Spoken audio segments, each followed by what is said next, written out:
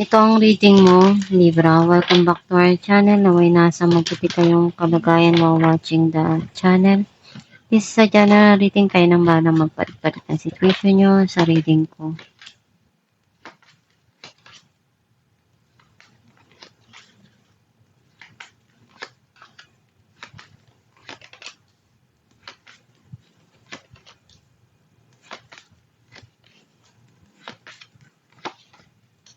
At the bottom of the deck, Justice. I feel like ang nasisense ko na energy mo, nakita ko na meron kang hinahanap dito na hustisya dun sa mga nangyayari ngayon sa buhay mo, or unti-unti nang magkakaroon ng clarity yung situation.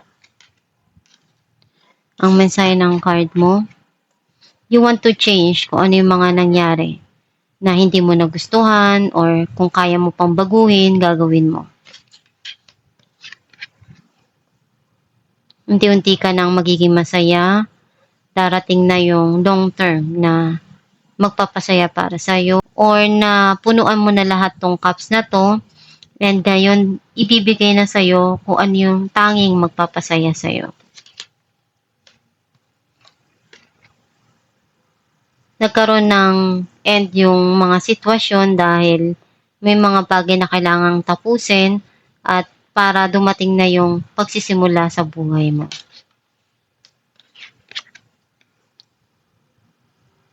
Kung ano yung pagkukulang pinupunuan mo at kung ano yung kailangan sa sitwasyon, binibigay mo.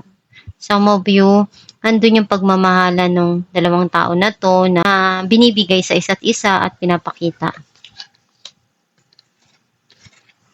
Ginagawan mo palagi ng paraan kung ano yung kaya mo sa bawat aspeto ng buhay mo.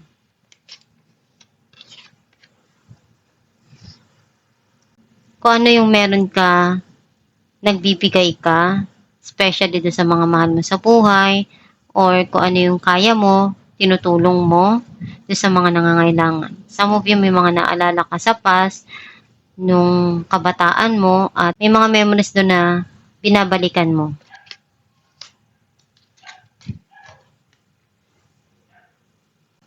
May mga sitwasyon lang na hindi mo malaman kung ano yung gagawin mo, or marami kang pinagdaanan sa buhay na sobrang nahirapan ka pero na-overcome mo yun.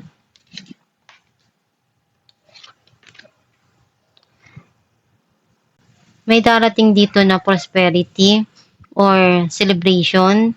Some of you, magkakaroon ng gathering or pag-uusap around the family, or may darating dito na malapit na tao sa'yo na magsasabi na uuwi siya, or magkakaroon na dito ng pag-uusap sa pamilya. Clarify natin ang Five of Swords,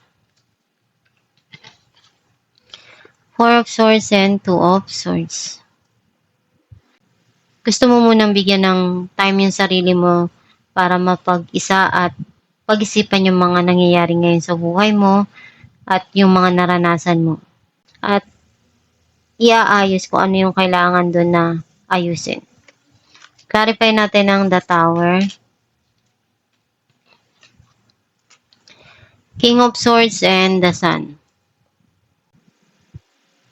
May tao na nagbibigay sa'yo ng advice na makatulong sa situation at unti-unti ka nang maghihil at magiging masaya. Kung ano yung mga nangyari sa buhay mo sa nakaraan, natapos na yon at ngayon, darating na sa'yo kung ano yung magpapasaya. Clarify natin ang The Magician. Some of you, maghihil ka na doon sa mga pinagdaanan mo sa nakaraan. Four of Wands and Ten of Swords. You want to forget kung ano yung mga nangyari na feeling mo binitray ka, pero mas iniisip mo na harapin ko ano yung nandun yung pagmamahal, at naglulook forward ka dun sa mga taong nagmamahal sa'yo at nananatili na dyan sa tabi mo, at kung ano yung kaya mo na matugunan dun sa mga sitwasyon na nangyayari sa buhay mo, ginagawan mo ng paraan palagi yun. Clarify natin ang Two of Swords, Wheel of Fortune, and Eight of Wands. Nagkaroon na ng end of cycle. May new cycle dito na darating, which is andun yung peace of mind, and may bagong opportunity na darating dito sa buhay mo na hindi mo inaasahan. Some of you, meron ditong travel na darating. Clarify natin ang Ten of Cups, Page of Swords, and Six of Cups. Meron ditong communication na darating galing sa past na para sa'yo, isa sa nagbibigay sa'yo ng happiness. Some of you, may mga inaalam ka dito na makakatulong para doon sa pamilya mo.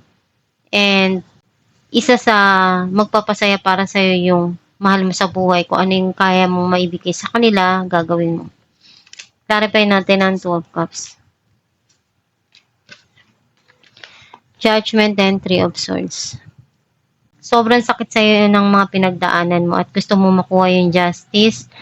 Some of you, meron ka ditong desisyon na kailangan gawin, kung ano yung kaya mong ibigay at kailangan doon sa sitwasyon, pinag-iisipan mong maigi. Clarify natin ang Six of Cups, Justice, and the Chariot. May babalik dito na past person at gusto niyang laruhin yung mga nangyari. Clarify natin Ten of Pentacles, Three of Wands, and Five of Swords.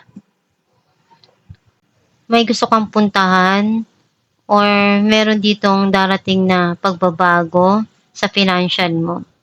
Some of you, may abundance na darating at meron kang matagal nang hinihintay na gusto mong makuha sa buhay mo na connected sa financial mo at makakatulong sa'yo ng malaki. Alamin natin kung ano mensahe para sa'yo.